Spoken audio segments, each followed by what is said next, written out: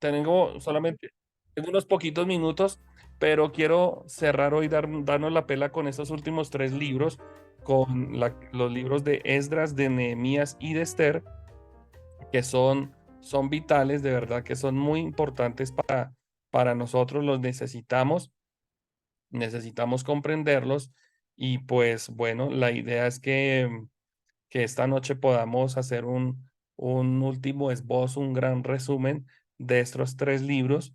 Si alcanzaron ustedes a leerlos, perfecto, me gustaría escuchar también sus aportes, escuchar acerca de qué leyeron, de cómo les fue con esa lectura. Si no lo leyeron, no importa, la idea es darles un resumen muy general de estos tres libros con los que cerramos el bloque de los libros históricos, pero también le vamos a abrir la puerta para que el próximo año, en algún momento, comencemos a estudiar los libros proféticos porque estos tres libros, con estos tres libros se cierra la historia, pero también se le empieza a abrir como una ventana a la profecía bíblica, a la profecía del Antiguo Testamento. Es como cuando ustedes ven las películas de Marvel, por ejemplo, que se habla del multiverso. Entonces aquí estamos en un universo que es el universo histórico, pero por otro lado se está moviendo el multiverso profético que se va a pegar, se va a unir. Bueno, los que ven películas me entenderán la figura, pero se trata de ver que se mezcla mucho y tiene que ver la historia con la profecía de una manera tremenda. Entonces comencemos con Esdras. Esdras, Esdras, Nehemías y Esther son tres libros, cada uno con su autor diferente, pero que abarca más o menos un tiempo de 108 a 110 años. Esdras, muy seguramente, dicen algunos, parece que fue el mismo escritor del libro de las crónicas, Crónicas. de las crónicas, perfecto. Entonces, pues, pareciera como si estuviera muy enlazada en la historia, ya lo vamos a ver ahorita en una gráfica que tengo acá, que pues está muy pegada a la historia.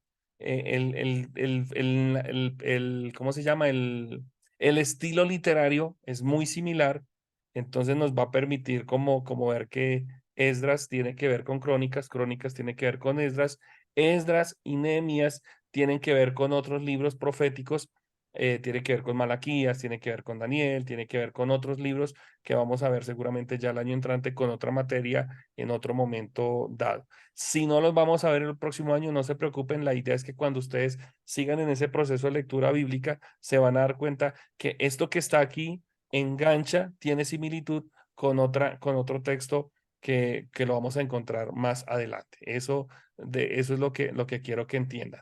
El libro de Esdras particularmente es el que me voy a detener más como a mirar más a fondo con ustedes. Fue escrito entre el año 450 y 445 antes de Cristo. Su estilo es un estilo muy similar, ya lo dije, al libro de las crónicas, tiene una narración histórica, está contando los hechos. El escritor puede que los esté viviendo en el mismo momento, puede que esté escribiendo en el momento que está viendo la historia, o parece ser que alguien se los estaba contando y él estaba tomando atenta escritura de todos los hechos que están ocurriendo. ¿Cuál es el propósito del libro de Esdras? Es muy similar al de Nehemías. En Esdras lo que hacemos es relatar todos los acontecimientos que enmarcan el cierre del cautiverio en Babilonia, el regreso de todos los judíos de la cautividad y mostrar un énfasis en lo que tiene que ver con la construcción, con la reconstrucción del templo y aún con la restauración un poco del pueblo. Aunque esa segunda parte la vamos a ver más con Nehemías. ¿De acuerdo? Ese es como, digamos, el trasfondo del libro de Esdras. Además de eso, todo el contenido que ustedes y yo vamos a encontrar en el libro de Esdras es inestimable porque nos muestra de una forma muy especial la única información histórica que poseemos del tiempo cuando los judíos salen de Babilonia y regresan a su Jerusalén. Acuérdense que ellos se fueron cautivos, terminamos la historia del libro de las crónicas hablando que se habían ido cautivos, ahora están ya regresando después de algunos años, están regresando, no regresa todo el pueblo de una sola, sino que llegan como llegan en dos tandas, en dos grupos llegan, perdón, en tres grupos llegan y vuelven a comenzar otra vez la conformación de la historia hebrea. Esdras, como persona, tal vez ustedes no van a encontrar mucho, mucha historia de él, algunos datos biográficos de él, pero de acuerdo a lo poquito que se encuentra en la Biblia, es una persona que tiene un carácter difícil de describir, es una persona que es fría, es una persona que es muy calculadora, es una persona que es inflexible, es, digámoslo, para unos términos nuestros, es una persona fanática en cuanto a la ley.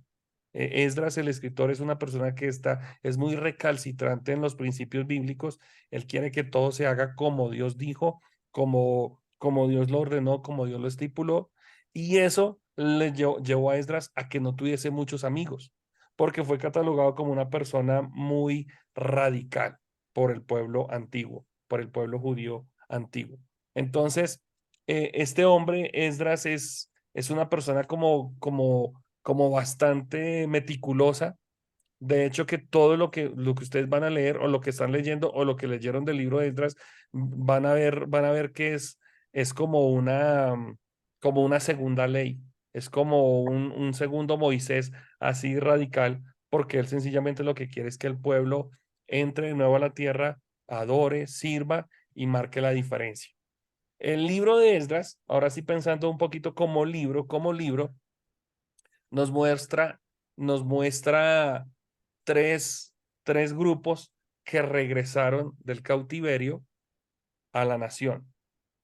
El primer grupo está bajo el liderazgo de Zorobabel en el año 537, que regresan más o menos unos 500.000, unas 50.000 personas. El segundo grupo son unos 450, perdón, en el año 458 son unos 2.000 judíos que regresan bajo el liderazgo propiamente de Esdras. Y el tercer grupo, por allá en el año 444 antes de Cristo, liderado por Nehemías, el que sigue, el profeta que sigue, el escritor que sigue, regresaron muchos judíos, pero no se sabe a ciencia cierta cuántos fueron. Entonces hubo tres regresos, como también ustedes ven en la parte de arriba de la lámina, hubo tres deportaciones, es decir, tres grupos que salen de la nación judía, se van para Babilonia. No se iban de paseo, no se iban de parranda, no se iban de retiro espiritual, sino que sencillamente fueron deportados. Acuérdense que los israelitas, el reino de Judá, perdieron unas batallas tremendas y se los llevan cautivos, se llevan el templo, perdón, el templo no se los llevan, destruyen el templo, se llevan todos los utensilios del templo, Jerusalén queda confinada a la miseria y se van allá deportados, pasan muchos años y esa es la historia. Entonces, estos tres libros, perdón, estos dos libros, Esdras y Nehemías, son escritos contándonos un poquito el regreso, qué fue lo que pasó, qué fue lo que ocurrió en su retorno a Jerusalén. Hay dos divisiones muy marcadas. Antes de que veamos un poquito el bosquejo, hay dos divisiones del capítulo número 1 al capítulo 6, todo lo que tiene que ver con Zorobabel como líder, y el capítulo 7 al capítulo 10, lo que tiene que ver con el liderazgo de Esdras. En estos dos grupos, en estos dos líderes, vamos a encontrar los dos primeros grupos que regresan de Babilonia, del cautiverio, regresan a comenzar a trabajar para restaurar primero el templo y segundo la ciudad. Esas son las dos divisiones grandes del libro. Si ustedes quieren, de una vez les voy a contar, les voy a leer cómo es el bosquejo, si lo quieren apuntar, si no tienen un bosquejo del libro de Esdras, se los voy a dividir en dos partes, un punto número 1 y un punto número 2. El punto número 1, vamos a colocarlo precisamente como está ahí en la pantalla, el primer regreso bajo Zorobabel. Entonces, el primer regreso bajo Zorobabel. Y está entonces del capítulo 1 al capítulo 6, también como aparece ahí. Debajo de ese punto número 1, vamos a colocar 4 puntos. ¿De acuerdo? Si ustedes están escribiendo, entonces, punto número 1, el primer regreso bajo Zorobabel. y vamos a colocar 4 divisiones ahí, sencillas.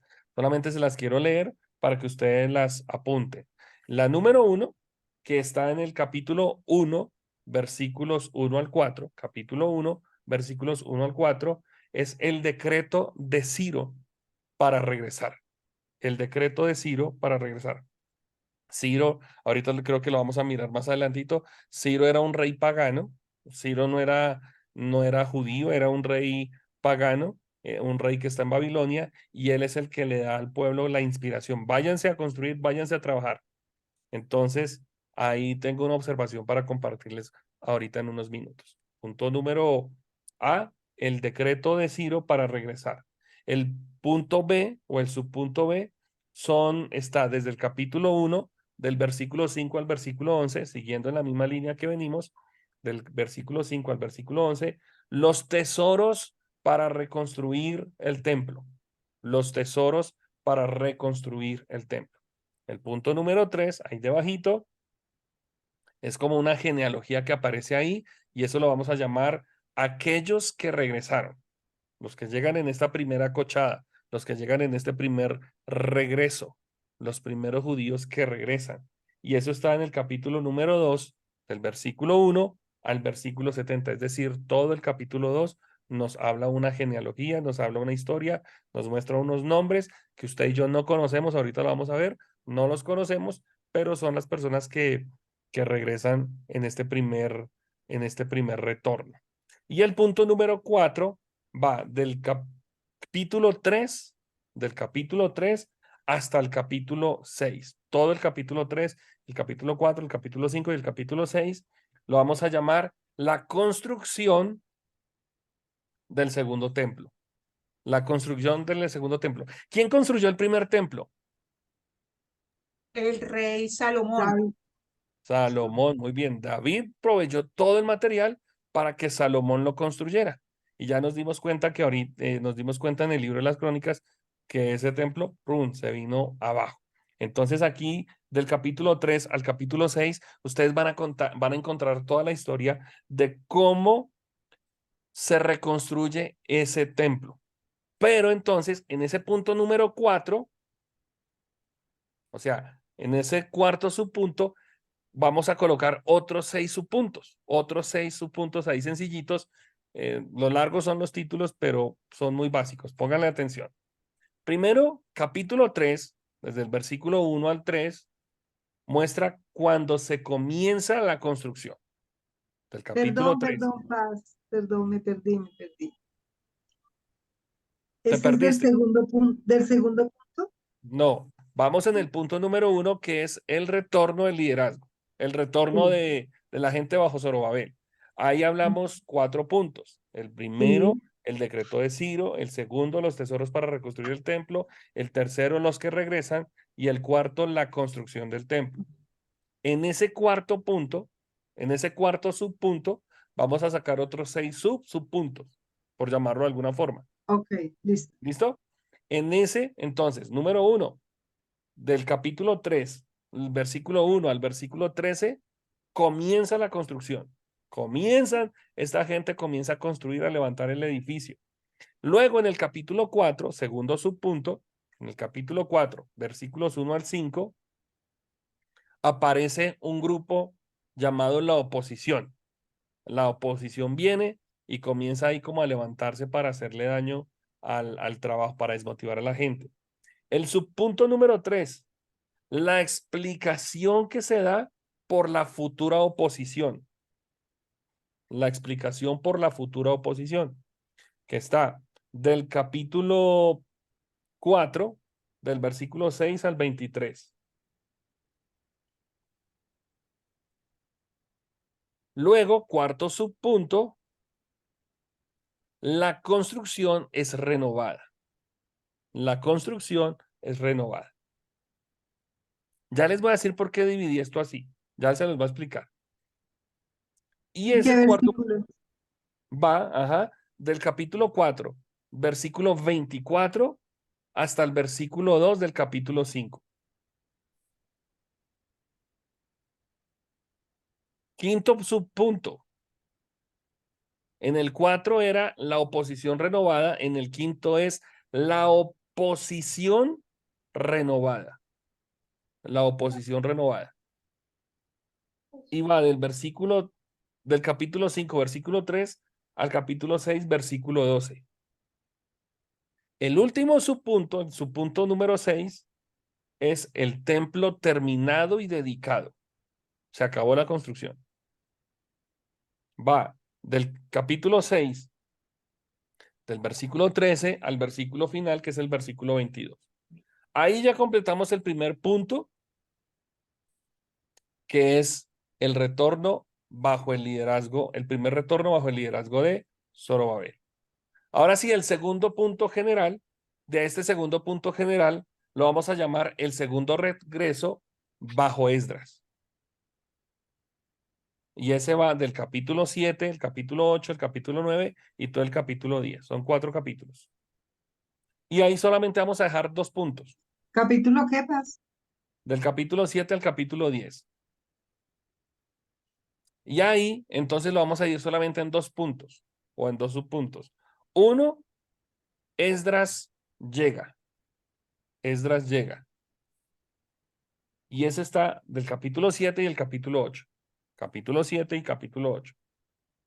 El segundo punto final, el segundo punto ahí, es Esdras atrae el avivamiento. Esdras atrae, o bueno, como para que le coloquemos una palabra que utilizó Ingrid y Lida, Esdras provoca el avivamiento. ¿Listo? Entonces, ese es el capítulo 9 y el capítulo 10. Ahí cerramos el bosquejo. Hasta ahí va el bosquejo. Ahora les explico algo. ¿Por qué hice ese bosquejo así como tan extenso en el primer punto y el segundo tan cortico? La razón es muy sencilla. Resulta que si vamos a mirar, si nos vamos a devolver a mirar dentro del propósito del libro de Esdras, algo que está enmarcado como un propósito general es el énfasis en la reconstrucción del templo. Acuérdense que para los judíos lo más importante, mis queridos, era tener un lugar donde adorar. El pueblo de Israel, el pueblo judío, había entendido que había un arca, hubo un tabernáculo, hay un arca y debía haber una casa para el arca, un templo. Entonces el templo para ellos representaba el todo. Para ellos el templo representaba la manifestación de Dios en la tierra. Ya habían perdido el primer templo, entonces era necesario reconstruir un segundo templo, pero la cosa se complica en Esdras porque el pueblo está por fuera, la ciudad está abandonada, la ciudad está asolada.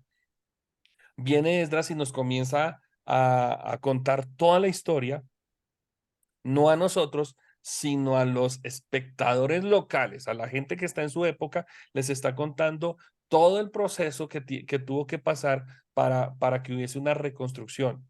En la reconstrucción había gente que se oponía, pero también había gente que caminaba con la visión. Y eso era necesario contarlo porque sencillamente la historia nos va a mostrar de que no se trataba solamente de tener un templo y ya, sino que había que trabajar, había que construir, había que moverse y que en ese mismo movimiento, en ese mismo orden de ideas, pues también se iban a levantar contradictores, iba a levantar gente que no iba a ir, digamos, como caminando en la visión. Y eso nos enseña mucho a nosotros hoy día porque si hoy nosotros queremos avanzar en el reino, pues tenemos que trabajar, pero también tenemos que entender, tenemos que asumir que a nuestro alrededor también hay gente que no camina con nosotros en la visión. Puede caminar, puede estar a nuestro lado, pero puede criticar la visión. Puede estar con nosotros, pero no les llama la atención lo que está sucediendo. Esa es la primera parte del libro de Esdras. La segunda parte ya tiene que ver como con esa historia personal de lo que llegó a ser el profeta Esdras, lo que llegó a ser este hombre. Esdras era un tipo inspirado, era un tipo que quería marcar la diferencia, era un hombre que también había visto, que también había vivido la crisis allí en Babilonia y que llamado por Dios, escogido por Dios y aún motivado, seguramente él viene a trabajar aquí en Jerusalén. ¿De acuerdo? Esa es como la parte primordial de estos últimos cuatro capítulos. Ahora, hablemos un poquitico entonces así rápidamente, hablemos preciso de este contenido, de todo este libro. Ya hablamos del bosquejo, ya vimos cómo está dividido el libro. Ahora hablemos un poquito de ese contenido que tiene el libro de Esdras. Entonces, yo lo dividí en 4 puntos. El primero va del capítulo 1 al capítulo 3, que nos va a mostrar quién es Ciro, de dónde surge el rey Ciro, y da una orden este rey nos da una orden para que todos los judíos salgan de Babilonia y por favor se vayan a construir el templo, se vayan a reconstruir la ciudad para que la gente vuelva, retorne a casa. Del capítulo 4 al al capítulo 6, entonces ustedes van a darse cuenta eh, cómo aparecen los adversarios, cómo se levantan ideas para no construir el templo, cómo se levanta también gente que quiere reedificar y también me gusta mucho para que lo tengan ahí en cuenta, yo no lo apunté ahí en el contenido, pero en el capítulo 5 comienza con una palabra clave. En la versión Reina Valera dice, profetizaron. Quiere decir que en esa misma época también estaba instituido el ministerio profético para el pueblo. El profeta, vuelvo y lo digo porque esto siempre es como chévere recordarlo, el ministerio profético no era un ministerio de adivinación o era el ministerio en el que vengan y escuchen, les voy a hablar cosas bonitas al oído.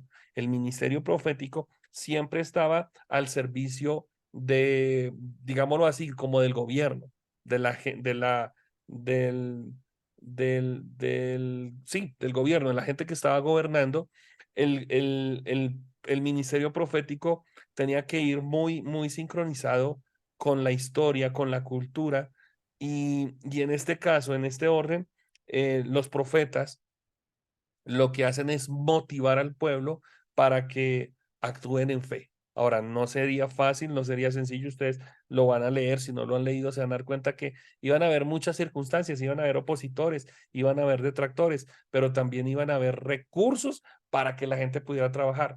Pero nada más valioso que la inspiración divina, la inspiración de Dios para que la gente comenzara a construir. Esto nos tiene que tocar también a nosotros, porque hoy día nosotros necesitamos, todo lo que hagamos, necesitamos la inspiración de Dios. Pero ¿cómo vamos a ser inspirados si no conocemos la palabra? Eso es lo que sucede hoy día. Muchas veces surgen profetas, surgen líderes, surgen personas que quieren darnos una palabra de parte de Dios, pero que no conocen, no están en el secreto con Dios. ¿De acuerdo? Entonces es ahí donde necesitamos reconocer lo primordial, lo importante que es un ministerio profético.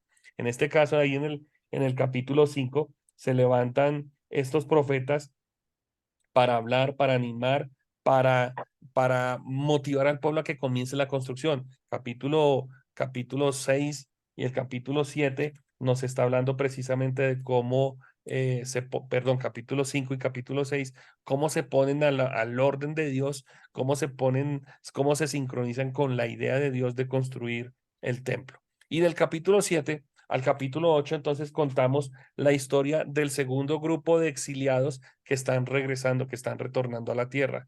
¿Encabezados por quién? A ver si me cogieron la idea. ¿Quién viene con ellos? Esdras.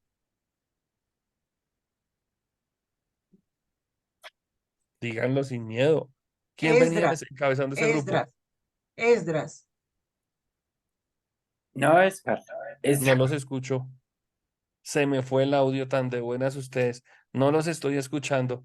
Ya corrijo Pase, aquí a ver qué Esdras. pasó, pero no los estoy escuchando. Espérenme un segundito. Ay, ya que Pero por lo estábamos. que veo están diciendo Esdras, ¿cierto? Sí, ok. Perfecto. Eso. El pase más chistoso. Nos dijo todo y necesito la pregunta. ¿Me hablan?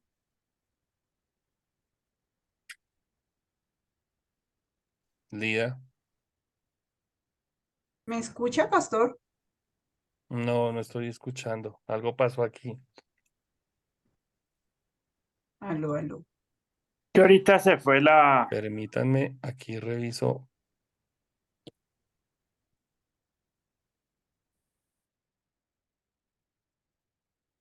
Habla, Melida, a ver si ahora sí. Aló, ¿me Ahora escucha, sí, pastor? gracias. Ah, bueno. Pastor, una duda que me surgió en la lectura y que yo veía, digamos, se nombra el liderazgo de Zorobabel, pero siempre aparecía Zorobabel y Jesúa, Jesúa. siempre lo nombra, o sea, aparecía Zorobabel, pero uno como que nota en las lecturas que solo se habla de Zorobabel. Entonces me surgió esa duda de por qué lo nombran al uno y no al otro. Muy seguramente, bueno, yo no me lo había tallado, pero siempre veo a Josué ahí, Josué, Zorobabel, no mencionan al otro. Seguramente era como, digamos, si yo me atrevo a pensarlo así, Lida, es como el eje principal, como el motor, como el que más participación tiene. Tal vez el segundo se quedaría seguramente, no sé, en otra labor, pero Zorobabel es como el que va comandando el trabajo, es como el principal. Ahora tendríamos que recordar quién era Zorobabel. Era un sumo sacerdote, ¿no? Era una persona que iba a estar encargada del servicio, de la adoración, que iba a ser como el motor, el que iba a motivar al pueblo para marcar la diferencia, ¿sí? Entonces pienso que sería como eso. Ahora, algo que yo estaba recordando con Zorobabel es que Zorobabel viene de la misma dinastía de Aarón. Entonces, muy seguramente por eso es que el autor como que lo tiende a mencionar. Sería por eso, digo yo, asumo yo. ¿Listo? Y en el capítulo 9, Lida y mis hermanitos, capítulo 9 y capítulo 10, entonces hablamos ya que cuando Esdras está establecido en la nación, entre el pueblo, entonces Esdras comienza a dictaminar leyes, comienza ya como a ponerle orden al asunto y hay algunas reformas que él está, que él está haciendo.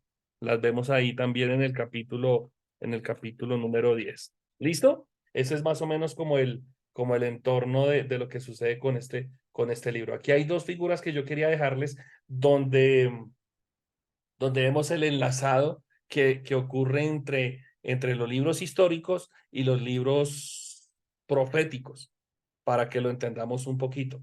Entonces, voy a ir alternando estas dos imágenes. Eso es una línea del tiempo, como para que ustedes lo tengan presente, es una línea del tiempo que va entre el año 586 hasta el año 430. Ahí están viendo dos imágenes. Es que no las pude hacer las dos en una sola, entonces me tocó hacerle esta división. Del 586 voy a cambiarla hasta el año 430. ¿De acuerdo? ¿Qué es lo que ocurre? En la primera brecha que ustedes van a encontrar en la parte alta, lo que ustedes van a encontrar, voy a ver si puedo colocar aquí mi puntero, en esta parte alta es lo que encontramos en el libro, en los libros de historia. Es lo que estamos encontrando en lo que estamos leyendo. Entonces, esta es en la primera figura y en la segunda, aquí está. Terminamos con las reformas de Nehemías, que es lo que vamos a ver en el siguiente libro ahorita después del receso. ¿Qué es lo que ocurre en la segunda brecha? En la segunda brecha vamos a encontrar qué profetas son los que están involucrados en esta historia. A ver si nos podemos hacer un gráfico aquí en la cabeza. Hay un lapso de historia que nos lo está contando Esdras y Nehemías, pero en esa historia que ellos dos nos están contando, también están involucrados unos profetas.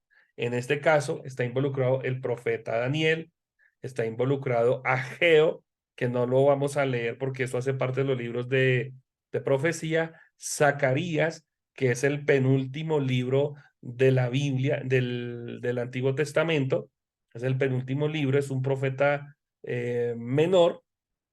Está la historia de Esther, que también la vamos a leer, vamos a intentar correr un poquito para poder echarle un vistazo panorámico al libro de Esther, ¿de acuerdo?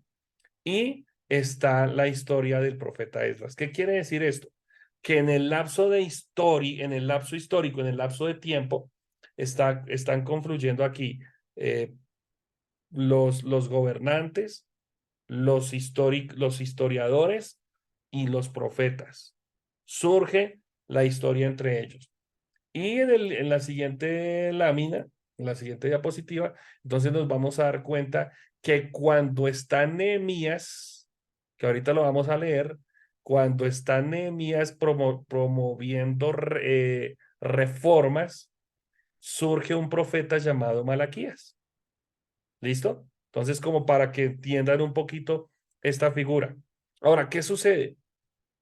Que el lapso de estos dos libros, o bueno, de estos tres, porque como se dieron cuenta en la gráfica anterior, está incluido Esther ahí de por medio. Esa historia comienza en el año 586 y termina aquí en el año 430. Para esta época 430, para esta época hay un imperio que se está moviendo, que es el imperio medo-persa. Y ese imperio medo-persa, ahí lo está encabezando un rey llamado Ciro, que ustedes ya lo leyeron ahorita al comienzo del libro. Ya no está, no surgen ni los babilonios, no están los romanos todavía, sino que está un reino, un imperio que es el imperio medo-persa. Cuando se acaba esta historia, aquí, si ustedes ven mi puntero 430, cuando se acaba esta historia, hay algo digámoslo, en el conocimiento bíblico que se llama los 400 años del silencio. ¿Alguno de ustedes ha escuchado ese término anteriormente, los 400 años del silencio? Son 400 años donde no hay ningún profeta. Se callaron los profetas. Se calmó la historia. Surgen otros gobiernos, surgen otras historias. Si ustedes han leído en la Biblia católica un libro que se llama el libro de los Macabeos, por ejemplo, son historias que surgen dentro del imperio medo-persa. Está ahí implícito los judíos, pero no hay un profeta, no hay profeta, no hay una voz de parte de Dios.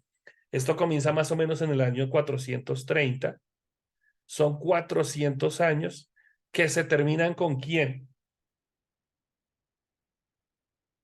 Con un profeta que usted y yo conocemos, con Juan el Bautista, con Juan el Bautista. No, Daniel estuvo un poquito más adelante, Daniel estuvo más atrás en la historia, Daniel estuvo más atrás. De hecho que por aquí cuando comienza esta época, este periodo del posexilio, en Babilonia está Daniel. Daniel está en Babilonia.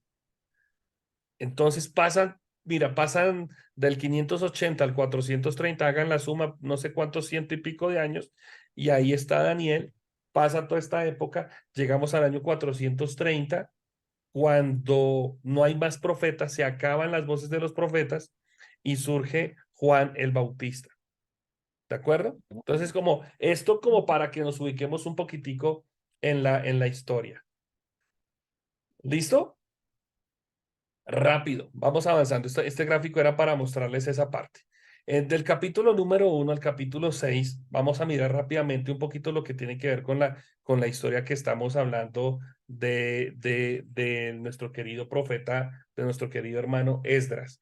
Entonces, el primer retorno está liderado por Zorobabel, bajo el decreto del rey Ciro, y ahí está toda la preparación para el viaje y la restauración del templo, lo que estábamos viendo anteriormente. ¿Qué antecedentes? Aquí se los menciono rápidamente. Y ahorita creo que les voy a colocar unos textos bíblicos como para que los leamos y revisemos un poquito. Esta es la historia de la misericordia que Dios derramó sobre su pueblo. Acuérdense que el pueblo se fueron cautivos precisamente por su pecado, por su mal gobierno, por todo lo que ocurrió, pero cómo Dios vuelve y maneja la historia, y a Dios le interesa que regresen los judíos a su pueblo. Y esto es un hecho histórico.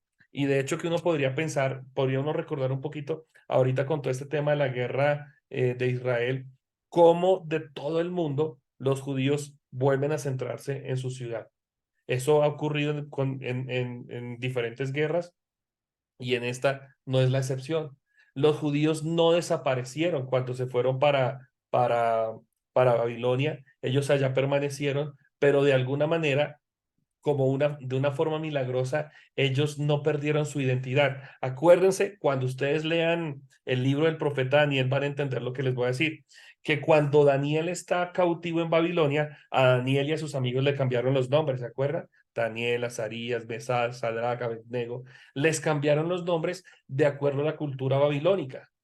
Pero ¿qué pasó? ¿Qué pasó con ellos? Ellos nunca perdieron su esencia. Acuérdense que a Nabucodonosor le construyen una estatua así bien grande, bien importante, y que todo el que no se arrodillara para adorar esa estatua, lo iban a matar. Daniel lo meten al horno de fuego porque lo querían matar. Dios le preserva la vida. Luego Daniel va a parar en el foso de los leones. También le preserva a Dios la vida. Y así sucedió con los judíos. Cuando estamos hablando del primer exilio, nos vamos a dar cuenta que los judíos mantuvieron su identidad y fueron traídos de nuevo a su tierra. Dios, ¿qué podríamos entender de esto, mis queridos? Los judíos pasaron por pruebas, por tribulaciones, como los cristianos si no estamos, pasaremos por pruebas, pero Dios va a guardar al pueblo, a la iglesia, como guardó de la misma forma al pueblo de Israel. ¿Estamos de acuerdo?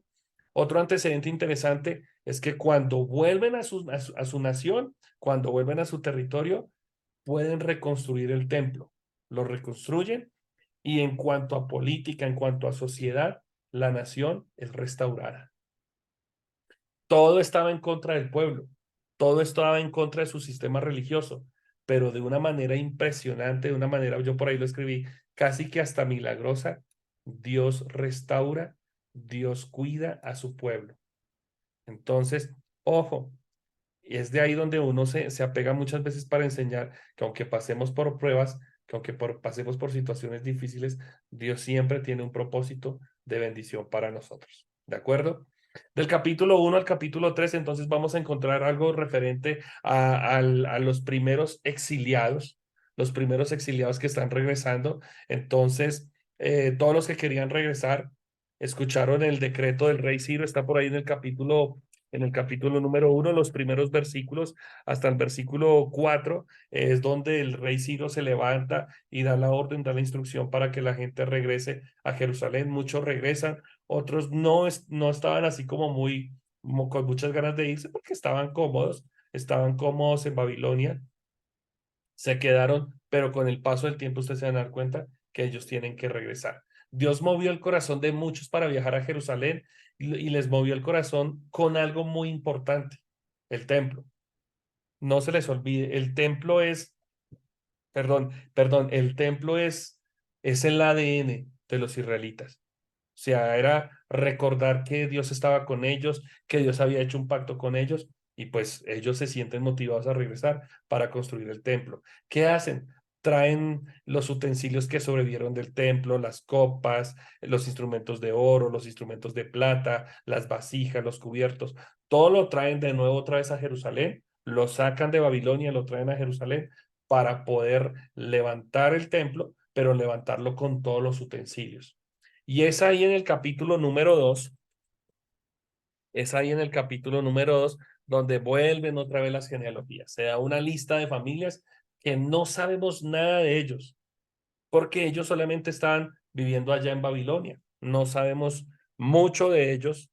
De hecho, creo que nada. En lo que yo estaba mirando, hay nombres que nada que ver en lo absoluto, gente totalmente diferente, pero que para el que leyera el libro de Esdras, esos nombres representaban mucho porque era ver la providencia y el cuidado de Dios sobre cada familia de la nación de Israel.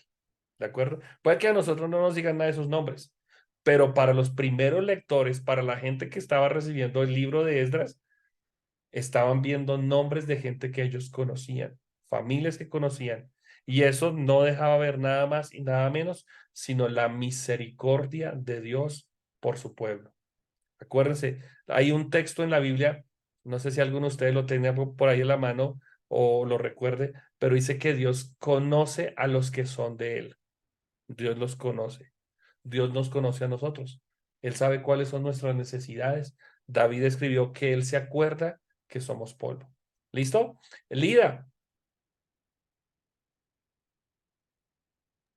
Pastor, una pregunta. O sea, a mí me surgió la duda si cuando dieron todos los utensilios del templo que estaban en Babilonia, estaba el arca, las tablas de la ley, eh, mm, ¿dónde estaban?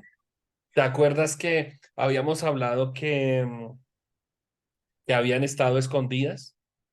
Que David, en la época de David, se los llevaron para una casa, allá permanecieron. Estaba el arca estuvo en Jerusalén, pero no tenían dónde guardarla porque no había templo. El arca estuvo escondida. Bueno, la Biblia menciona que en la casa de Obed estuvo como 3 meses nomás, pero el resto de tiempo no sabemos realmente dónde estuvo, pero la tenían los judíos. El arca estaba ahí conservada. Por eso era lo importante, por eso era lo vital que los judíos construyeran un templo para que el arca regresara al lugar donde debía estar. ¿De acuerdo? ¿Sí? Listo. Y lo siguiente es que hay una lista, ahí en el capítulo 2 los últimos versículos, están los jefes de la casa, están los sacerdotes, están los levitas, está la gente de ministerio que iba a estar ocupada en las labores espirituales. ¿De acuerdo? Era muy importante no solamente construir un templo, sino que se levantara también gente que fuera a ministrar. Ahí es donde podríamos decir lo que yo les estaba diciendo al comienzo, en medio de la exhortación de su pastor, que no se trata solamente de estudiar, sino que se trata de prepararnos para servir, porque de alguna manera podemos tener conocimiento, podía el pueblo podía tener un templo, nosotros podemos tener una Biblia, pero si no tenemos un llamado, si no estamos enfocados en el ministerio, pues seguramente la obra carecería de hombres, la obra carecería de gente inspirada para ministrar, ¿de acuerdo? Entonces es por eso que nosotros nos necesitamos preparar.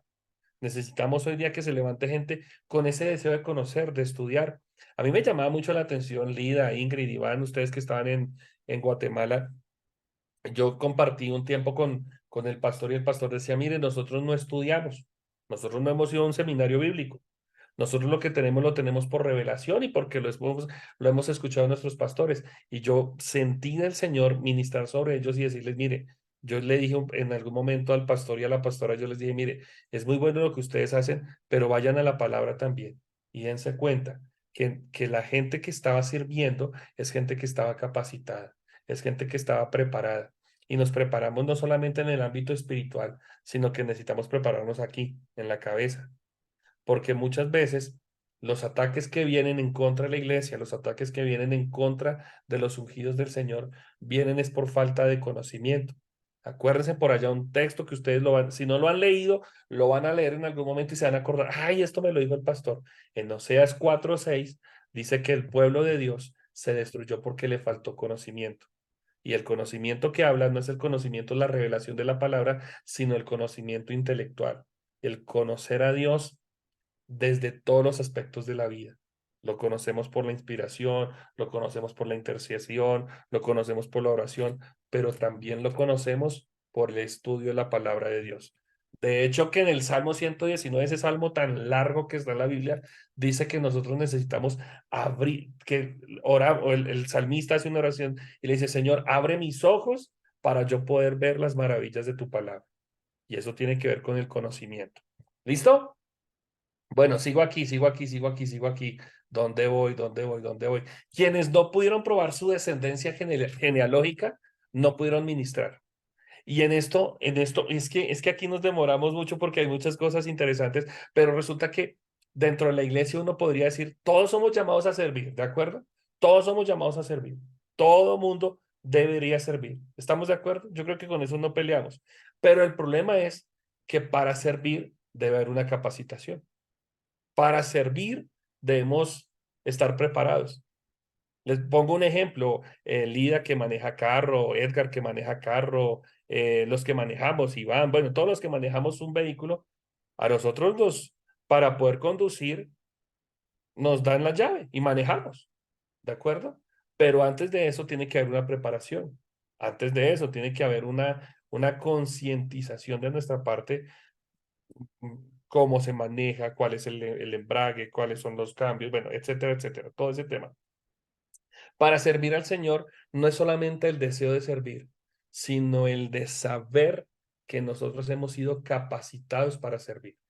Los israelitas volvían al templo, a la ciudad, pero no todos podían ministrar. Solamente ministraban los que venían de esa tribu de Leví, de esa tribu. Acuérdense, aquí vamos a tener que pensar en las 12 tribus. Había una tribu que se llamaba la tribu de Leví. La tribu de Leví era la tribu que se encargaba de adorar, de ministrar.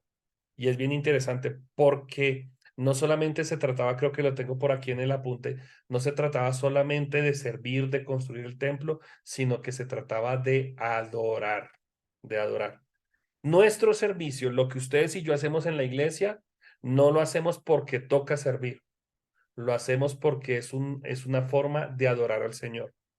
Usted adora al Señor cuando se prepara. Usted adora al Señor cuando sirve en una puerta. Usted adora al Señor cuando sirve en un altar. Por eso es que esto no es ninguna tortura, mis hermanos, esto no es nada malo, esto es adorar al Señor. Todo lo que hacemos. En el Salmo 150, el versículo 6 dice, todo lo que respira, alaba el nombre del Señor. ¿Listo?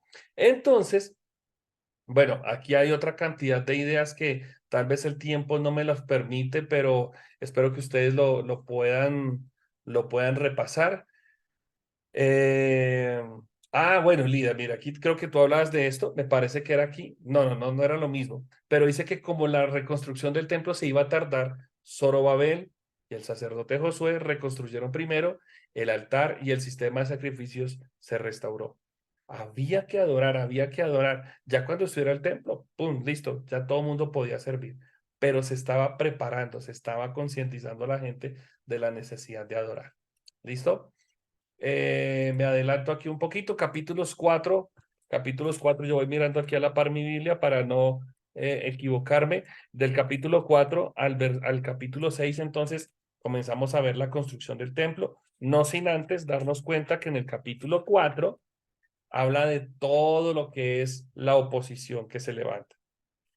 Tengamos en cuenta, si uno lee este capítulo 4 se va a dar cuenta que surgen los enemigos, los detractores, los que no quieren que la obra avance, pues eso pasa aún en nuestras propias vidas. Hay gente que te ve a ti sirviendo, te ve a ti en la iglesia adorando al Señor, que te ve consagrando tu vida al Señor, y mejor dicho, qué problema. Pero si te ven fuera de la iglesia, si te ven como una persona común y corriente que fuma, que toma, que vive la vida a su forma, a su estilo, no te ponen problema. Porque para Dios lo que usted y yo hacemos es bendición, pero para el mundo es locura. ¿De acuerdo? Entonces, los judíos comienzan a construir y ahí mismo llegan los enemigos a buscar desbaratar, a buscar oponerse a la construcción. Los enemigos intentarían de una y de otra forma desalentar al pueblo para que no avanzara en la construcción. Pero de alguna forma, lo que hace Dios es permitir que en medio de la crisis se levante la gente que está construyendo. Este siguiente cuadro que ustedes están viendo acá es como para que lo tengamos en cuenta, es algo que yo les quise como ubicar aquí, porque tiene que ver precisamente con lo que está en esos capítulos 4, capítulo 5, capítulo 6, menciona unos reyes que nada que ver, no son reyes ni de Israel ni de Judá, no son de Babilonia, sino que como ustedes lo ven aquí en la parte alta, son los reyes medo-persas, es otro imperio. Este imperio, acuérdense que, a ver, si nos devolvemos en la historia, está el reino de Judá, el reino de Israel, pero a su alrededor están los moabitas, los edomitas, están pueblos pequeños que tenían sus reyes, que tenían su sistema religioso. Ahora, ya aquí estamos hablando no de unos reyes pequeños, de unos pueblos pequeños, sino que estamos hablando de un imperio, el imperio medo-persa. Ese imperio medo-persa tenía mucha cultura, tenía mucha idolatría, tenía mucha religión. Después de este reino está el imperio romano, que era otro imperio que tenía multitud de dioses, ¿verdad? Está el imperio griego, que tenía una mitología tremenda, bueno, todo ese tema. Estos hombres que ustedes ven aquí en la parte alta, Ciro, Darío, Jerjes, Asuero y Artajerjes, no eran reyes judíos, eran reyes medopersas, con otra cultura, con otra costumbre, con otra ideología, pero que en la época de ellos estaban Daniel, Zorobabel, la misma reina Esther, los profetas Esdras y Jeremías y Nehemías, perdón. A estos reyes paganos tenían cerca un ministerio profético. Qué interesante, qué interesante, qué interesante. Eran hombres y mujeres de Dios, digo mujeres porque está Esther, hombres y mujeres de Dios que estaban influenciando naciones paganas. ¿Mm? Entonces, eso me deja ver. Yo hoy tenía una reunión de gobierno aquí de la localidad y hablábamos, me preguntaban que si era importante, que si era bueno que la iglesia tuviera gente representativa, la iglesia tuviera gente representativa en el gobierno. Claro, porque de alguna manera le permite, si no influenciamos al 100, podemos influenciar un 10, un 20% y eso es bendición. Estos hombres que están aquí, que ustedes ven de color amarillo, influenciaron a estos reyes medo-persas.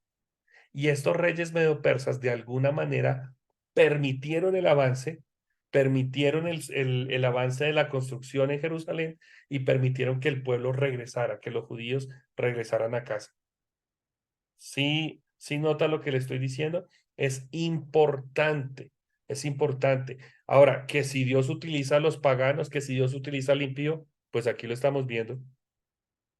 En Isaías, creo que en Isaías es donde habla del rey Ciro, mi siervo, está diciendo el Señor. Ciro, mi siervo. Y Ciro era un pagano. ¿Qué tal que, o sea, nosotros nos asustaríamos si Dios dijera en una palabra profética, presidente Petro es mi siervo? Dios mío, vaya y Dios nos guarde, nos ampare y nos favorezca. Pero de alguna manera, esas personas que están en gobierno son utilizadas por Dios. Ahora, no estoy santificando a Petro, no los estoy santificando, Dios nos guarde, pero Dios puede utilizar a la gente que está en el gobierno. ¿Listo? Bueno, avanzo un poquito ya para irnos a descansar. Yo no sé si voy a alcanzar a terminar esta clase, pero lo veo grave, ¿sí o no? Pero del capítulo 4 al capítulo 6 seguimos viendo que hay pruebas, hay luchas, hay dificultades. En el capítulo 6 entonces estamos viendo, en el capítulo 6 estamos viendo precisamente cómo vienen situaciones difíciles, pero también nos damos cuenta cómo Dios es capaz de lograr una buena obra, de hacer una buena obra aún en tiempos difíciles. O sea, entendamos esta figura y es que es como si de alguna manera, ahorita todo lo que se está viviendo en Venezuela contra este fenómeno de la migración, el presidente Maduro dice, se me van todos de aquí, se va todo el mundo de acá, no quiero ni un venezolano, no quiero ni un latino, no quiero ningún gringo acá, se me van todos, que este país se va a levantar con lo que quede. Pero pues si se va la mano de obra, cómo van a progresar? Estos reyes sacan a todo mundo de, de, de su entorno, se los llevan para Jerusalén y Jerusalén comienza a resurgir. Israel comienza a resurgir en la historia. Dios, dice el dicho popular, Dios no da puntada sin dedal, ¿de acuerdo? Como resultado de todo esto, como resultado de todo esto está ver cómo los medopersas avanzan, cómo el imperio medo-persa encabezado por Ciro es prosperado, pero también cómo el plan de reconstruir el templo, de reconstruir la ciudad, de reconstruir la nación, el pueblo de Israel, también prospera. Es ver que Dios actúa donde pareciera que no hay una salida. ¿Listo? Del capítulo 7 al capítulo 10, ya la segunda parte del bosquejo y la segunda parte del contenido, pues entonces nos vamos a dar cuenta que llegó, ay, se me fue acá, que llegó el profeta Esdras. Lo voy aquí a avanzar un poquito en el slide para irnos a descansar. Avanza, llega Esdras a la ciudad de Jerusalén. Ya la historia de la reina Esther ya se vivió cuando llegamos al capítulo 7, cuando ustedes están, si ustedes quieren marcar ahí en su Biblia, en el capítulo 7, cuando llega Esdras a Jerusalén, ya ha ocurrido la historia del libro de Esther. O sea, el libro de Esther, que está unas páginas adelante, ya entre el capítulo 7 y capítulo 8, ya ocurrió. entre el capítulo 6 y capítulo 7, ya ocurrió, ya se levantó la reina Esther, Asuero y todos estos personajes que están ahí involucrados. Es el momento para una nueva afluencia de personas y para un nuevo líder. Entonces ya pasa Zorobabel, ahora se levanta Esdras, quien era un sacerdote y era un escriba. ¿Qué era un escriba? Un escriba era la persona que escuchaba la voz del profeta, la apuntaba y daba a conocer el mensaje. Era como el influencer de moda. El influencer escucha lo que otros hablan y lo comienza a repartir. El escriba lo que hace es lo que viene de Dios se lo da a conocer al pueblo. ¿De acuerdo? Y entonces Esdras estaba dándose cuenta que el pueblo ya estaba en la ciudad, que se había levantado el templo, pero que había un problema en su adoración. Tal vez no había pureza, tal vez no había santidad. Entonces, Esdras es enviado por un rey, por Artajerjes, es enviado para que el pueblo de Dios comenzara a adorar de la manera correcta y a interceder por el rey Artajerjes. Qué interesante. El ministerio de Esdras era el de enseñar al pueblo la ley y enseñar sobre el temor de Dios. ¿De acuerdo? Artajerjes era un rey medo-persa, no era creyente, pero fue utilizado por Dios para motivar a la gente para que por medio del profeta Esdras comenzara la gente a adorar de nuevo a Dios. Los reyes de Persia nos recuerdan que debemos orar por nuestros líderes. O sea, puede que a usted y a mí no nos guste, o yo no sé, o qué pena si tal vez a Lida le trama a Petro, no sé, de pronto ella sea petrista, yo no, pero a mí en lo personal no me llama la atención, pero yo tengo que orar por él, porque él es mi presidente, ¿de acuerdo? Y porque Dios lo puede utilizar a él. Artajerjes era pagano, era como Petro, nada que ver de Dios, pero Dios utilizó al rey Artajerjes. Si Dios utiliza a Ciro, a Darío, a Artajerjes, puede utilizar a Petro, puede utilizar a Maduro, puede utilizar al que sea. Ese es un término que aquí utilizaría Juvenal si estuviera estudiando con nosotros. La providencia de Dios. Dios utiliza a quien quiera. ¿De acuerdo? ¿Qué era lo importante? Entiendan esto, que al lado de Artajerjes había un sacerdote, había un hombre como Esdras. Qué bueno que nosotros nos levantemos para orar por el gobierno. Tal vez ustedes y yo no estamos en gobierno, pero podemos orar por el gobierno.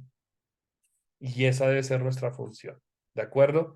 Sucede que cuando Esdras viene, Esdras no viene solo. Esdras viene con riquezas. Esdras viene con dinero, con provisión, con recursos para seguir construyendo, para seguir trabajando. Y dice en el capítulo 8 que Esdras trajo hasta 25 toneladas de plata y trajo hasta 3 toneladas de oro para seguir construyendo a Jerusalén. Ya no había que construir el templo, ya estaba construido.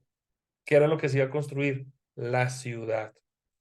Entonces es bien interesante ver cómo detrás de lo que era la construcción del templo viene la restauración de la ciudad. Y como dijo alguien, ya para ir terminando, ya para ir cerrando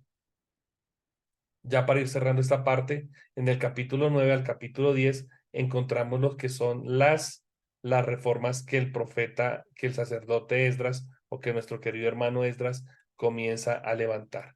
Una cantidad de reformas en las que sencillamente son dolorosas porque los israelitas se estaban juntando ahora con cananeos, se estaba como otra vez levantando esa multiculturalidad. Entonces, ¿qué hace Esdras? Las mujeres que son cananeas se van de aquí. Es lo que promovió fue como una serie de divorcios o separaciones colectivas, pero era con el ánimo de que el pueblo se purificara. Era con el ánimo de que el pueblo reconociera que sí, la había embarrado y que si ellos querían ver una nueva oportunidad de parte de Dios, una nueva misericordia de Dios, pues tenían que sacar de sus vidas esas mujeres y a través de ellas sacar el pecado de sus vidas. Eso, eso nos enseña a nosotros algo hoy. Es que necesitamos reformar nuestro corazón. Necesitamos una renovación de nuestro pensamiento para poder vivir, para poder ser como Dios quiere que seamos. Hay muchos textos bíblicos que paso por alto ya por tiempo, pero necesitamos entender que lo que Dios quiere es pureza, lo que Dios quiere es santidad. Dios no compartirá su gloria jamás, jamás compartirá su gloria con nadie. Como conclusión, 5 puntos. Número 1, en el libro de Esdras sobresale la divina misericordia de Dios. La gente estuvo cautiva por 70 años, pero Dios los trae de regreso para seguir adorando. Y yo no sé si usted cree en la numerología bíblica, pero 7 es el número de Dios. 70. 70 tiene que ver con ese número de Dios, la perfección de Dios. Dios permite que por 70 años el pueblo esté por fuera, pero que cuando regrese a adorar. No solamente adoran, sino que reconstruyen el templo, reconstruyen la ciudad y vuelve otra vez Jerusalén a ser como esa potencia en su época. Y por encima de toda oposición, Dios fortalece a la nación de Israel. Sin embargo, aunque la nación de Israel estaba fortalecida, ellos seguían pecando y había una necesidad de transformación en su corazón como lo hay hasta ahora. Y así es la naturaleza del ser humano. Dios nos perdona, pero volvemos a fallar. Dios nos limpia, pero volvemos a caer. La Biblia dice que ¿quién nos librará de ese peso? ¿Quién nos librará de eso? Solamente Jesús. Este libro de Esdras y un poquito de Nehemías nos permiten ver de alguna manera lo que es la gracia de Dios. Esa gracia que siempre viene, nos levanta, nos da una nueva oportunidad. Cuando yo leo estos libros, estoy viendo la misericordia de Dios, que es una misericordia infinita, que es una misericordia especial, que siempre está con nosotros. Vamos a tomarnos solamente 5 minuticos, 5 minuticos. Vayan, se echan agüita, se toman un cafecito, algo así rápidamente, y a las 8:40 regresamos para al menos echarle un pincelazo así por encima a lo que es el cierre de Nehemías y de Esther. ¿Listo? 5 minuticos, por favor. Descansen. Vamos con Nehemías y con Esdras. Perdón, Nehemías y Esther. Nehemías y Esther. Listo. Entonces, hay dos opciones que ocurren con Nehemías. Probablemente el libro de Nehemías fue escrito por Esdras, probablemente, aunque Nehemías era una persona que estaba muy cerca de un rey, era el copero de un rey. Entonces, muy seguramente Nehemías tenía también esa cercanía al rey, tenía esa facilidad de conocer lo que había en el corazón del rey y podía él escribir fácilmente lo que estaría viviendo el rey, eh, lo que el rey suponía frente a la necesidad. Y también puede ser que Nehemías, por estar tan cerca del rey y como registra el texto bíblico, Nehemías podía salir fácilmente de la presencia del rey para irse a Jerusalén a trabajar. Entonces, hay las dos opciones. Yo personalmente me quedo más con que Nehemías fue escrito por él, aunque seguramente con ayuda, con cooperación del hermano Esdras. ¿Listo? Entonces, de Nehemías vamos a mirar, es un libro corto, prácticamente es un libro muy cortico, es un libro que apenas tiene 13 capítulos, pero también sigue contándonos un poco la historia de lo que está sucediendo post exilio, ¿de acuerdo? Todo lo que le pasa a la nación de Israel después del exilio. Se me perdieron las gráficas, se me perdieron las diapositivas, no las encuentro, estoy que las busco, no sé dónde se me metieron las diapositivas. Perdón, ¿se puede decir que Nehemías es como la continuación de Sí, sí, señora, precisamente. De Nehemías uno podría decir que sí, es como una especie de seguidilla en la historia. No puedo abrir las diapositivas. Es una seguilla en la historia. Acuérdese que por eso vimos en la línea del tiempo que intenté hacer cómo se pega, cómo se adhiere esos dos libros, 3 libros, con el de Esther, cómo quedan ahí inmersos en la historia. ¿Listo? De Nehemías vamos a hacer dos divisiones grandes. Una del capítulo número 1 al capítulo 7 nos muestra todo lo que tiene que ver con lo que fue la construcción del muro. todo lo que tiene que ver con la reconstrucción del muro, y del capítulo 8 al capítulo 13, todo lo concerniente a las reformas y al posterior avivamiento que se desata después de la reconstrucción del muro. ¿Cuál es el propósito de Nehemías? Número uno, mostrar cómo Dios cumple la promesa que le hizo a los profetas de hacer que la nación de Israel o la nación de Jerusalén regrese a sus territorios, aún por mano de líderes paganos. Y eso era, acuérdense, la figura de los reyes medo-persas, fueron los instrumentos de Dios para que el pueblo cumpliera el plan profético. ¿Listo? Otro propósito en el libro de Nehemías, otro propósito en el libro de Nehemías es ver cómo se despierta el pueblo para reedificar sus ruinas. Cómo se despierta el corazón del pueblo para reedificar sus ruinas. En Nehemías, ustedes van a ver la reconstrucción o la reparación de los muros, así como en Esdras vimos la reparación del templo. En Nehemías vemos la reparación de los muros. ¿Listo? Bueno, ¿qué más en cuanto a Nehemías? Aquí les tengo 3 datos muy interesantes. Yo los tenía en el slide, pero en el momento que cerré aquí, yo no sé dónde me quedó mis diapositivas. Tres aspectos claves. Número 1, Nehemías relata la conclusión del periodo de reconstrucción. O sea, Nehemías es el, digamos así como de parte de Dios, el que le pone la firma a todo el proceso de reconstrucción y de restauración. ¿De acuerdo? Número 2, la tarea que hizo Nehemías, ¿cuánto tiempo le bastó? Solamente 52 días. ¿Listo?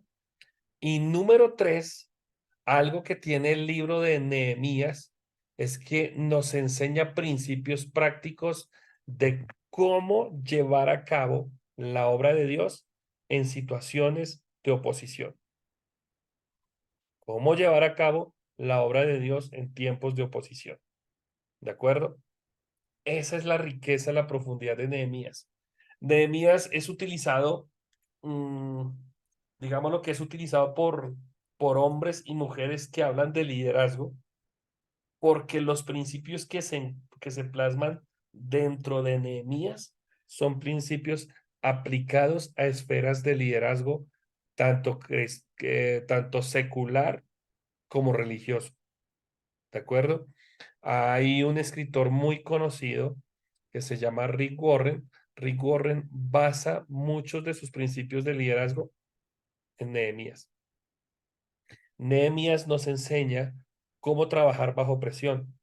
En la historia de Nehemías hay personajes como Tobías, como Sanbalat, que eran personajes opositores, unos opositores radicales a la obra de Dios, a la reconstrucción de los muros, pero como Nehemías no desmaya, no desfallece, sino que avanza y sigue con la tarea. ¿Listo? Esos son 3 rasgos muy interesantes del libro de Nehemías. La necesidad que hay en el pueblo de Jerusalén en la época de Nehemías es una necesidad de intercesión, es una necesidad de dirección y es una necesidad de construcción. Entonces, ustedes van a ver que en Nehemías hay unos espacios tremendos para la oración, para la intercesión, para la, ¿cómo es que los llamamos? Esperen que se me fue el término, para la oración comunitaria, la intercesión, lo que en la iglesia nosotros llamamos compañeros de oración. En Nehemías se habla mucho o se ve el ejemplo de oraciones comunitarias, de lecturas públicas de la ley, es decir, que ellos sacan la Biblia, digo yo, sacan los escritos de la ley, los escritos sagrados y los leen al público, los leen en las plazas públicas, oran en público. Y eso es lo que produce el avivamiento. Eso produce un avivamiento. ¿Listo? Mm, Y otro principio que sobresale aquí son las reformas religiosas. Reformas religiosas, apúntelo ahí. Si yo fuera a hacer un examen, les preguntaría precisamente por las reformas religiosas de Nehemías, porque el capítulo 8 hasta el final hay una cantidad de reformas de restauración que traen avivamiento, que producen el avivamiento al pueblo. Bueno, el contenido de este libro. El contenido de este libro, entonces está del capítulo número 1 al capítulo número 2. Hablamos del viaje de Nehemías a Jerusalén. Capítulos 3 y capítulo 4, hablamos de la reconstrucción de los muros de Jerusalén. Capítulos 5 al 7, algo que habíamos visto así por encimita en la historia de Esdras, la oposición. La oposición frente al trabajo. Y es ahí el punto clave de Nehemías porque habla de sobreponerse a la oposición, sobreponerse a la crisis. Del capítulo 8 hasta el capítulo 10 hablamos de la lectura de la ley y la llegada de un avivamiento al pueblo. Lectura de la ley y posterior llegada del avivamiento. El avivamiento no lo trae un edificio, el avivamiento no lo trae una persona, el avivamiento lo trae el volver el corazón a Dios, volver el corazón al Padre, volver el corazón a la palabra. Y eso es lo que vamos a ver o lo que se ve en el libro de Nehemías. Y los últimos tres capítulos, el 11, el 12 y el 13, nos habla de las personas que se establecen en Jerusalén y las reformas que comienza a hacer Nehemías. ¿Listo? Ahí en el capítulo número 12, por ejemplo, en el capítulo 12 habla acerca de los sacerdotes, los levitas, la gente que está sirviendo.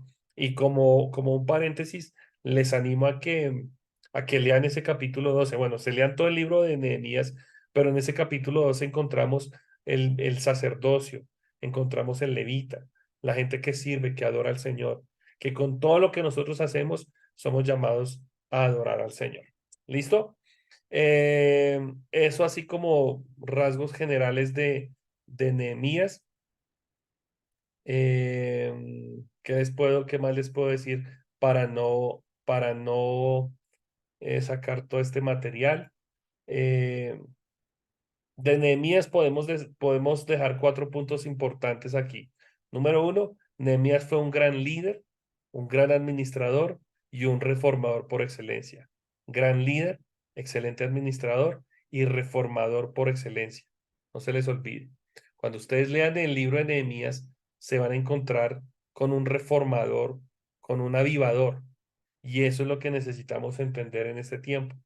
A nosotros nos enseñaron una palabra, es la del provocador, pero resulta que un provocador o una persona que es un reformador es una persona que está dispuesta a romper paradigmas. Y eso es lo que viene a ser Nehemías. La historia de Nehemías, más que un religioso adicional, es un reformador sin igual. Es un hombre que rompe paradigmas, es un hombre que provoca un cambio, un avivamiento en la nación de Jerusalén, en el pueblo de Jerusalén, y ese es de las grandes cosas que encontramos en Nehemías, número 1. Número 2, Nehemías era un hombre de fe. Nehemías era un hombre de fe porque en los primeros capítulos ustedes van a encontrar que la obra que hizo Nehemías la hizo en tiempo récord, 52 días. Lo que hizo Nehemías lo hizo muy rápido. Nehemías le expresó su necesidad al rey y seguramente le expresó su necesidad al rey sabiendo que podía suceder dos cosas. O el rey no lo dejaba salir o el rey no le iba a dar ningún tipo de ayuda. Todo lo contrario, el rey lo deja salir y el rey le da tesoros, el rey le da provisión para que se vaya a Jerusalén y siga con la tarea de su antecesor. Entonces era un hombre de fe. Nehemías, adicional a eso, era un hombre completamente rendido a Dios y confiaba ciegamente en que Dios lo guiaría en cada paso de su proyecto de vida. Dejémonos guiar por el Señor. Yo creo que algo que sacamos así de interesante en Nehemías es la sensibilidad para dejarse guiar por Dios, aún en momentos de alto riesgo, aún en momentos de dificultad. Entonces, eso es lo que vemos en Nehemías. Y dos puntos adicionales para cerrar Nehemías. Nehemías le dio a los habitantes de Jerusalén un lugar donde vivir seguros y adorar tranquilos a Dios. Los muros, a ver si ustedes no lo recuerdan, los muros para una ciudad eran como el ejército para nosotros. Cuando nosotros salimos por las carreteras en nuestro país, cuando ustedes ven al policía, cuando ustedes ven al ejército, cuando los ven con su revólver, con su fusil, cuando los ven con el dedito arriba, eso es señal de seguridad. Aquí hay dominio, aquí hay autoridad. La autoridad para una nación eran sus muros. Que hubiese muros para la ciudad, esos muros reflejaban que la nación o que la ciudad estaba protegida.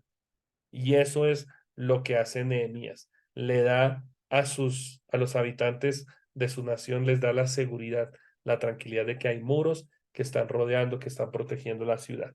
¿Listo? Y por último, como última medida, es que Nehemías no solamente le da seguridad al pueblo, sino que lo invita a adorar. Les está devolviendo Nehemías la confianza para que el pueblo comience a adorar al Señor. Nehemías provocó un avivamiento al motivar a la gente a que adore. Mire, eso nos enseña algo y es una constante que debemos tomar nosotros siempre, siempre en cuenta. Es que somos llamados a provocar la presencia de Dios. No solamente vamos al templo a ver cómo cantan o a escuchar una prédica, sino que vamos al templo a ser ministrados, a equiparnos, a alimentarnos para poder dar algo para servir a los demás. ¿Listo? Eso es a grandes rasgos lo que tenemos de Nehemías. La tarea es, léanse por favor esos 13 capítulos de Nehemías, léanselos, háganme el favor. Vamos con el libro de Esther rápidamente para cerrar en pocos minutos. De Esther, ¿qué les puedo decir? Esther se distingue de los otros libros de la Biblia. Número uno, el rasgo más especial. Yo no sé si ustedes encontraron, los que leyeron en Esther, encontraron una característica que hace a Esther un libro único. Si la encontraron, ¿qué vieron ustedes en Esther? Que no nombra a Dios en Número ninguna uno, parte. por ningún lado. ¿No? No está Dios. Bueno, no está el nombre de Dios, quiero decir. Y Pero otra característica.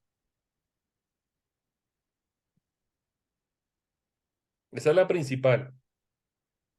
La segunda es que por ningún lado del libro de Esther, si ustedes lo miran al derecho y al revés, por ningún lado en Esther se enseña ni la ley ni la religión judía. No menciona a Dios, no enseña religión, no enseña ley, nada, cero. Es como si, no lo es así, pero es como si Dios no estuviera metido en el asunto.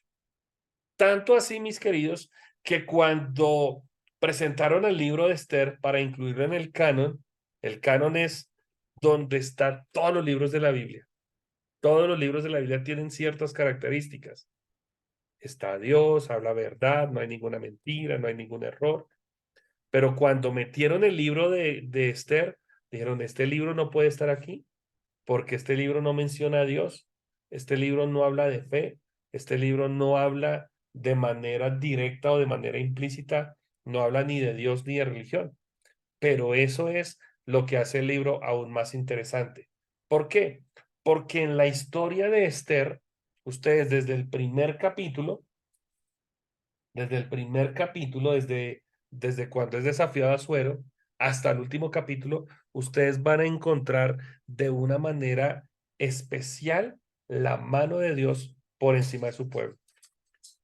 Siempre, en un acto sobrenatural, está la mano de Dios sobre el pueblo.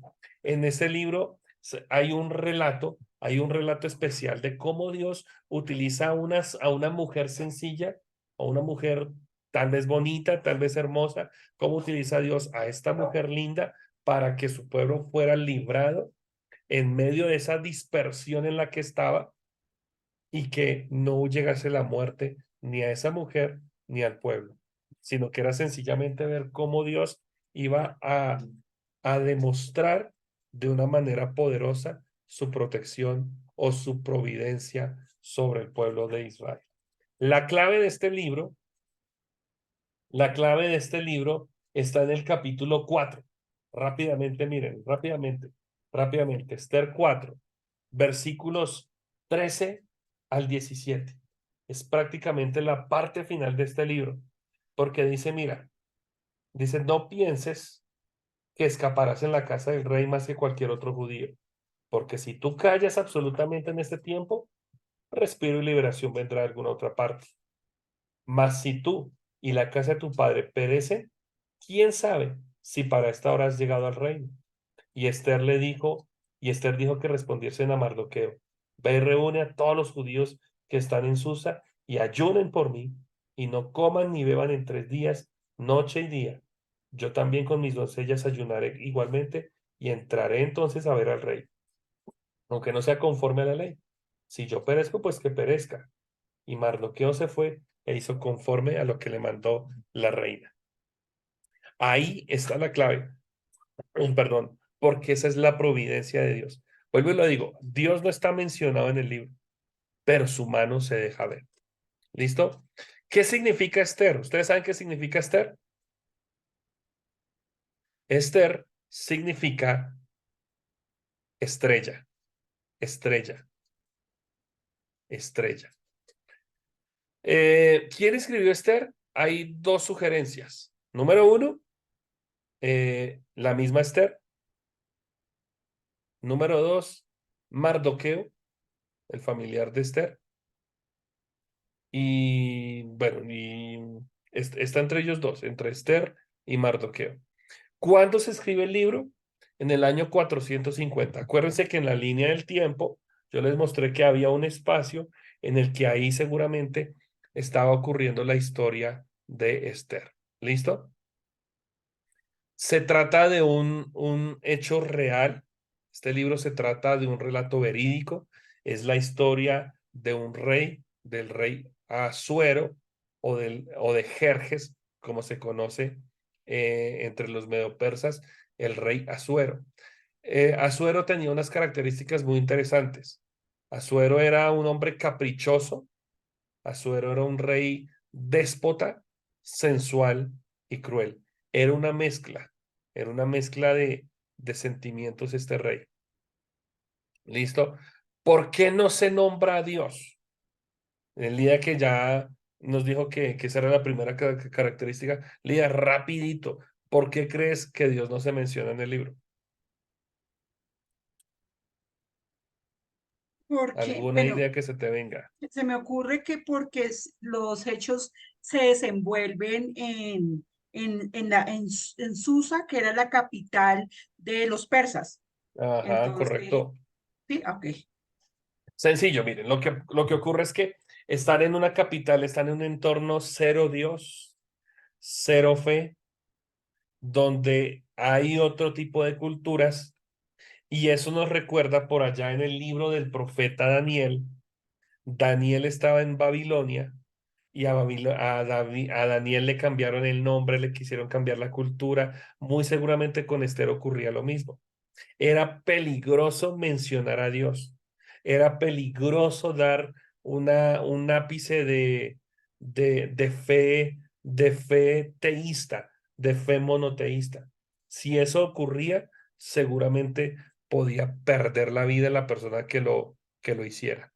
Esther era instrumento en las manos de Dios, pero ni ella ni el autor, y ahí es donde yo creo personalmente que el autor no era Esther, sino que el autor era su tío Mardoqueo, porque Mardoqueo sabía el problema que se iba a presentar. donde se llegara a mencionar a Dios. ¿Listo? Una objeción para el libro, algo que uno diría que este libro, mejor dicho, como que no tiene sus razones para estar dentro de la Biblia, es precisamente el ambiente, la atmósfera de violencia y de venganza que ustedes notan en el libro. Hay un ambiente como de rencilla, como de pleito, como de venganza. Entonces, eso dirían algunos, pero ¿cómo Dios puede actuar ahí? ¿Cómo Dios puede justificar ese accionar en medio de esa crisis? ¿No? Otra objeción es que los judíos aquí son, son violentos en extremo. Aquí los judíos exterminan a sus enemigos. Aquí hay un complot en contra de un personaje llamado Amán. Y todo eso como que oscurece oscurece el ambiente, el tono espiritual que deberían marcar este libro. Entonces algunos dicen, no, pero en medio de toda esta traición, en medio de todas estas alturas, si ni siquiera está mencionado Dios, ¿cómo Dios va a tener el orden de los tiempos? El fondo histórico de este libro, por ejemplo, está basado en los relatos cuando, cuando se está cuando se está consagrando el Templo de Jerusalén, por allá en el año 516 más o menos antes de la era cristiana. En esa época donde se está consagrando el templo, es cuando está apareciendo Esther. Cuando Esdras regresa a Jerusalén, ahí está apareciendo la historia de Esther. ¿De acuerdo? Esther está ahí metida dentro de la historia. Es decir, como lo veíamos ahorita en Esdras, en Esdras, entre el capítulo 6 y el capítulo 7, ahí está la historia de nuestra querida Esther. ¿Listo? Propósito del libro. La finalidad de este libro es demostrar cómo Dios va a librar a su pueblo de las manos de los enemigos. Porque eso es lo que sucede al final de la historia. ¿Listo? Y número 2, cómo se levanta en medio del pueblo persa, cómo se levanta una fiesta, la fiesta del Purín. El Purín era una fiesta que se celebraba en Persia, la celebraban los judíos. Y la fiesta del Purín no era nada más y nada menos, sino en palabras nuestras, era como la celebración del Día de la Independencia. Era celebrar como en medio de las circunstancias difíciles que habían vivido los judíos celebraban la salvación que había llegado a sus vidas. Y ay, se me fue la hoja, perdón. Y para cerrar, solamente aquí les dejo 4 puntos que encontramos claves en la historia del libro de Esther y por lo que vale la pena leerlo. Está en el capítulo número 2, el primero, la elevación de Esther, cómo Esther la dignifica, cómo en términos nuestros, cómo Esther la empoderan como una mujer bien especial, ¿no? Era la mujer empoderada ahí, capítulo número 2. El segundo punto, Esther es coronada como reina. Son dos cosas distintas, ojo. Una cosa es reconocer en ella un don, una esencia, una virtud, pero el segundo era cómo ella iba a ser llamada reina. Y en medio de su reinado iba a marcar la diferencia. Y eso está en el capítulo 2, del versículo 1 al versículo 18. El tercer aspecto está en el capítulo 4 al capítulo 7, la intervención de Esther en medio de la historia de los judíos, cómo Esther interviene en la historia y cómo estos 4 capítulos, el 4, el 5, el 6 y el 7, nos dejan ver que Esther tiene un plan o cómo Dios utiliza a Esther dentro de un plan profético de salvación y de redención. Esther está metida en el plan de Dios. Y el último punto, el último valor de este libro, un aspecto para tener en cuenta, está en el capítulo 8, en el capítulo 9 y el capítulo 10, es cómo Dios, cómo Dios interviene para traer salvación a los judíos. ¿Cómo es vista la figura de Dios para salvación a los judíos?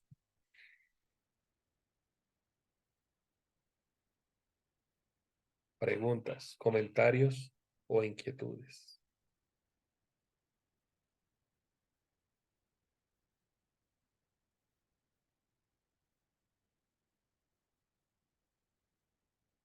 Creo que todo está claro. Concluí este último libro como corriendito, no le pudimos dedicar el tiempo que era, pero espero que al finalizar estos últimos 3 libros, en el corazón de cada uno de ustedes, los valientes que quedaron, los que quedaron con cámara encendida y los que quedaron con cámara apagada, pero los que quedaron, queden con el anhelo de leerse estos libros históricos, porque la historia es especial. La historia tiene un valor y creo que nos dimos cuenta desde el primer libro que leímos, nos dimos cuenta que en todo el Antiguo Testamento la figura de Jesús como Salvador está ahí metida. Jesús interviene en toda la historia. Por eso no podemos menospreciar la historia. Tenemos que aprovecharla, cultivarla, revisarla. Y algo que estamos aprendiendo en este tiempo es revisar la historia, revisar el contexto y averiguar dónde Jesús interviene en la historia. Jesús está metido en todo lugar, solamente que tenemos que explorarlo, revisarlo y darnos cuenta que Él está ahí siempre ofreciendo un plan de salvación para todo el mundo.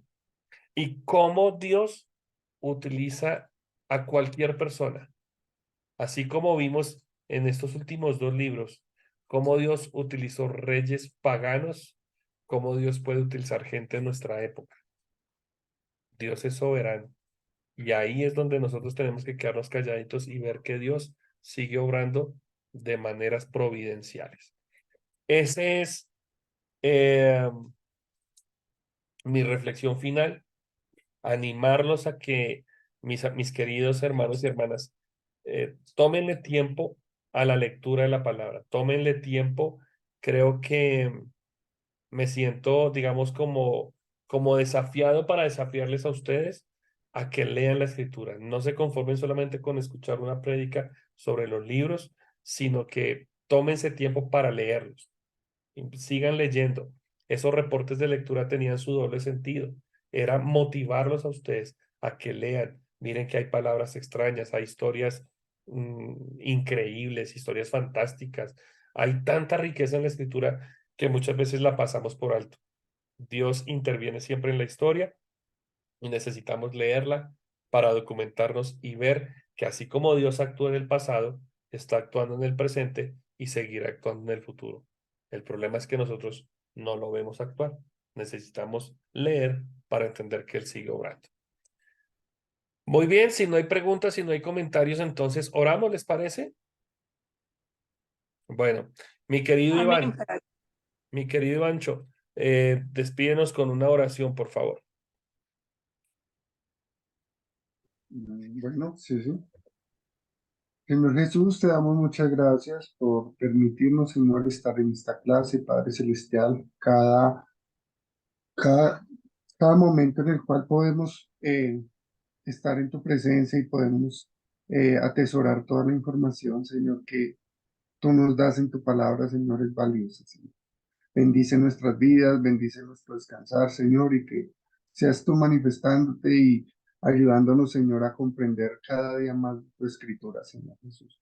En el nombre tuyo, poderoso Dios, descansamos, Señor, y muchas gracias por lo que tú nos das y nos permites atesorar en nuestro corazón. En el nombre tuyo, poderoso Jesús. Amén y amén.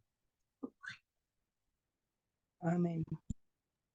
Bueno, muchísimas gracias a todos los estudiantes. Un abrazo. Dios los bendiga y gracias por estar compartiendo este tiempo con nosotros. Ya más adelante les diremos para allá en el mes de enero cómo sigue avanzando la academia, en qué horarios, qué cambios se van a hacer, qué materias se seguirán viendo. Así que mucho ánimo. Si de pronto no han pasado por la tesorería, por favor acuérdense de nosotros. El domingo se nos olvidó, pero entonces para este domingo que viene vamos a dejarles un par de hojas. Cada uno debe coger 2 hojitas de evaluación. Con esas hojas están evaluando ustedes a los profesores. ¿Listo? Entonces, para que lo tengan en cuenta. Muchas gracias y una feliz noche para todos. Un abrazo. Listo, Paz. Igualmente, Gracias, mil bendiciones. bendiciones. Gracias, bendiciones. Gracias, Paz. Gracias. Buenas noches.